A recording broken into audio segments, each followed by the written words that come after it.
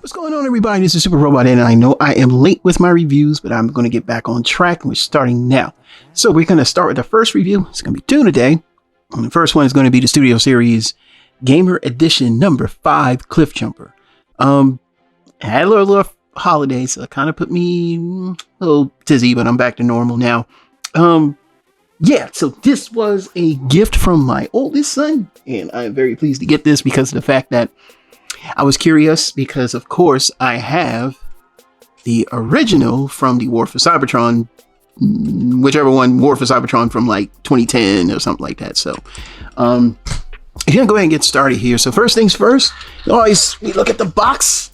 In the box has Cliffjumper with the horned head, which is interesting because the 2010 version has the standard Cliffjumper head. A lot of people, and I'll explain what was all about that toy. Packaging is pretty nice. You get the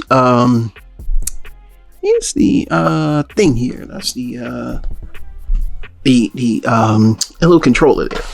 On the back, it's 21 steps to transform. 21 tough steps to transform. Why is all this hair on here?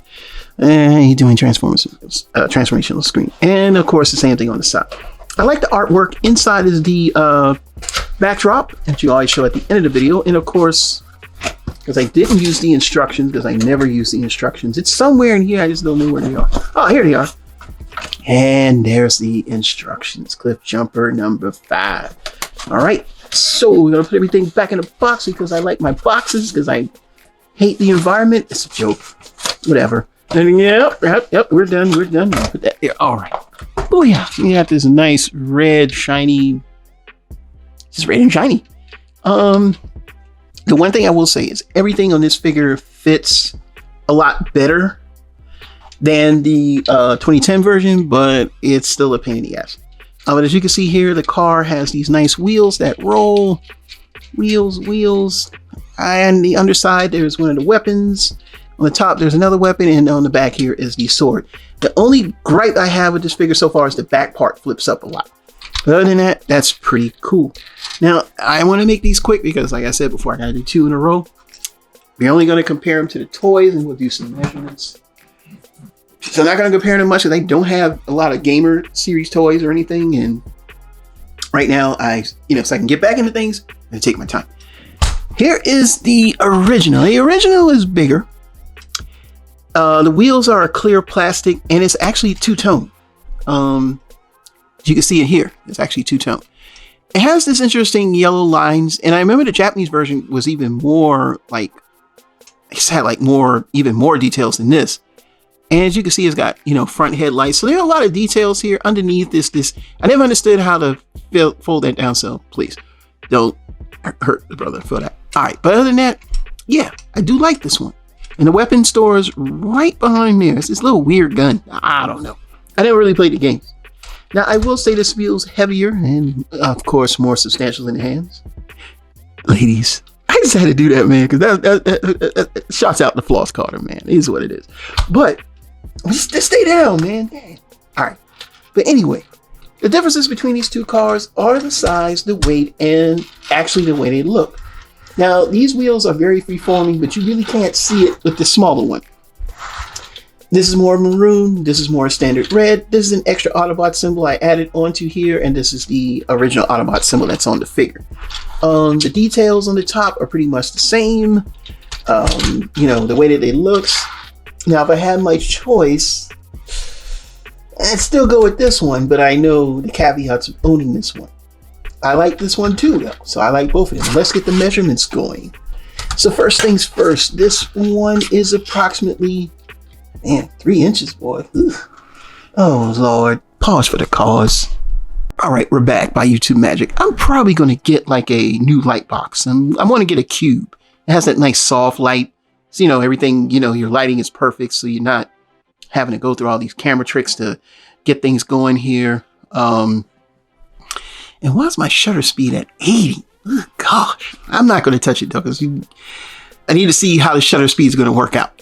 So before my light box decided to attack the vehicles that I'm reviewing, let's say that this is approximately 3.5 inches. And of course the gun came out because like I said, I have issues with the back of the figure where things just start coming out for some reason. I don't know why. And I just, put the gun back. All right. Yeah. And like I said, yeah, there we go. And see, it keeps doing it. That's when I hurry up and get this thing transformed. Because it now just wants to pop up. Like I was having trouble with it earlier, so I had to stop. And now it just wants to pop up. Now, how large is the other one? The other one is about 4 inches. Okay, so out in here, starting with this one, this is about, 0 to 2. And this one is about maybe 0 to 2 1/4. But yeah, there are differences. I mean, this is 14 years old, which is weird, but this thing still holds up and the paint still looks good. And this is months old, when it got released.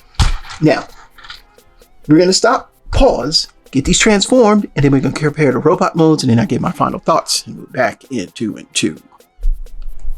All right, we're back by YouTube Magic, and we have him in his robot mode. And as you can see here, he has the same articulation as every other Transformer. Transformers, he can kick his leg back here, which you can probably go back further. He has the basic arm swivel with the elbow swivel, and the fist does not swivel, but it does go inward, partly due to the transformation. So, and plus, the arms can come off, and he has a sword on the feet. It's weird, but I mean, I guess it's supposed to swivel. I don't know, but he does have this. He's got head and waist, and yeah, the waist does move, and it's just kind of difficult with the kibble a little bit. Can he bend down? Well, he can, but the fat crotch body gets in the way. Now, what are the features? Some of the features are that they have the removable arm gimmick. So here's a sword here. You can take it out of here for a second. Let's take a look at the sword. Now, the sword is actually not bad, even though it's just a plain looking sword. It does have some, molded in materials on it. So that's pretty cool. Not a bad toy. All right. So let's show off the back here where the weapon storage is. So you can store this little PP gun and then this big giant looking blue cannon thingy. I mean, blue sheen cannon. I was going to call him blue sheen cannon. Sorry, go. All right, but you can take these off if you want. You can store the sword on the back. It's pretty neat. And if you want to do the joint right there, that's where it. Oh no, it comes off right there. I'm sorry, it comes out right there. So see, it comes out. But actually, I haven't played with this yet. And you can put a weapon in that place. So you could put in the pew pew gun. That's pretty cool. And yes, they do work with blueshing and stuff. Or you can use this one. And he's got like I got the arm cannon. Boom. It would have been cool if you could have put all this together and make like a super gun. You're like, yeah, boy. Of course, you could take these off, like I said. And, and that's what you get. You get that weapon. So it's pretty cool. I kind of like what it does. But I'm still not a fan of the Gamer series because I don't play the game. So it doesn't really resonate with me. And I don't like the way they transform. But it is pretty cool, actually. Slightly better functionality than I expected with the whole removing of the arms and stuff. That part I kind of like. But we're going to put him back in this configuration, and then we're going to compare and then finalize. Because we got another review to do right after this. So I'm going to put the weapons on the back. In this, well, maybe not. Let's try it this way. All right. This way outside shooting fireworks or something. I don't know. Who knows? And then we're going to put the sword in his hand. So that way we got him set up and everything. So there you go.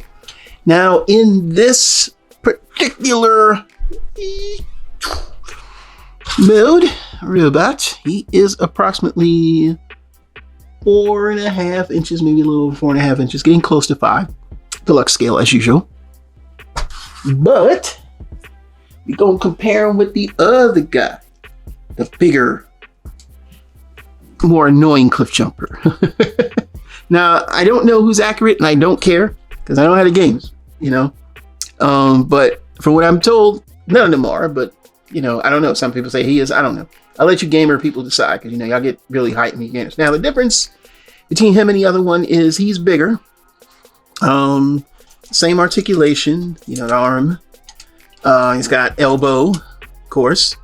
And he's got like a double hinge, which is actually more than that guy, which is weird. He's got like and the feet don't swivel, but I mean, they actually, I don't know. I mean, yeah, they do swivel. So he had feet swivel. So this toy had some, what we, revel in as modern articulation. Now, the gimmick was the swords that would flip out. And of course, I guess there's a way to spring load them. I don't remember.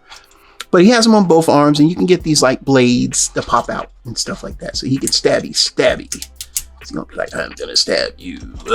You know what I'm saying? What's up? West side. Stabby. Can he Van Damme? Boy, he can Van Damme. Boy, he ain't playing. I will show you my skills, other Cliffjumper. Don't mess with me. And then, of course he's got waist swivel. So, but not quite, because this kibble, and I may have it wrong, but the kibble does kind of get in the way. So, we're going to fold these back. And he comes with this little pea shooter, and the fist on mine broke like ages ago. I told you I had this since, I bought this, in 2010. I didn't buy this like a few years ago. I bought this a long time ago. So I bought this because at the time, if you wanted to have Cliffjumper to have his own head and you had Chug Cliffjumper, you only had one option to do any type of which was beginning of the Fans Project, was the first one to create the upgrade kit for him. And it wound up costing like $200 and it sold out quick.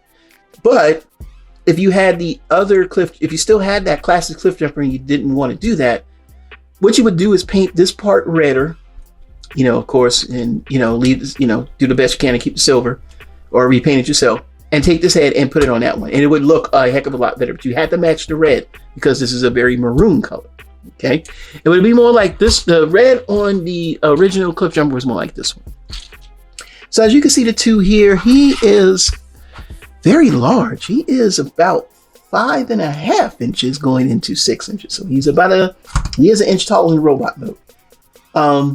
Now, just a quick caveat before we go to the final, and this is to piggyback off my video about Hasbro. This costs what, 25? This was probably 14. I know we're talking about years ago, whatever, but the plastic coil on this thing is still holding up. It's bigger. He's got more tools. More articulation. This is the reason why you're losing money, is because this is a bad figure, but it didn't eclipse this guy. The only thing that sucks with this guy is the arms, because where the chest should have the, I guess the vehicle kind of like foil, the front part of the car, it's on the arms. It's the only thing that hurts this figure, but even going through all of the hassle of transforming it still holds up. This figure is old. So that doesn't tell you anything right there, that Hasbro of this late is just straight garbage. Well, you tell me. So what we're going to do next is show off the backdrop and then give my final thoughts. All right, we're back by YouTube Magic, and we're finally showing him in the backdrop in the Studio Series here. And yeah, it's a pretty good looking figure. I mean, overall, let me keep this short. I don't want to be in this review long. Basically, I was going to get this for comparison, but I forgot. That's the life of a collector. You forget to buy things, right? And so when my son brought it home, I was like, oh shit, damn. You know what I'm saying? Like, yo, I really want to get this. So yeah, I'm if you're into the Gamer series, these aren't bad. They're not as fiddly as the original. But there are some things that, you just kind of, you just got to be careful, man. When you're transforming and everything. The gimmicks are pretty cool. You can take the arm off and pop on these weapons. And of course, he has a sword. He has that different Cliffjumper head. I always call it the rock head. Because that's the rock played the Cliffjumper in Prime. So yeah, it's cool. I would give it that. But if you ask me, no. If it wasn't for the fact that I would have gotten this to do review, the answer is no, I would not buy anything from the Gamer series. I don't think it doesn't work for me. It just doesn't work for me. You know, spending money on stuff that I don't want. You never spend money or do things on stuff you don't want. Stupid. But yeah, the gimmicks, everything. If you can get this on sale, great. You know, so for my personal, no. But for everybody else, I'd say yeah. You know, if you're into this, it's not really hard to transform, and in fact, it's actually fun to play with. Again, if you have the original, you'll if the first one from 2010, you'll appreciate the new one. So we're done with the review of the Studio Series Gamer Edition Transformers 05 Cliffjumper. You know, pick them up at any other retailer that you can find them at. You know how it goes. But yay, the review is over. So this is Super Robot Ed, bringing you more news and reviews. Until then, we'll see you soon. Bye-bye.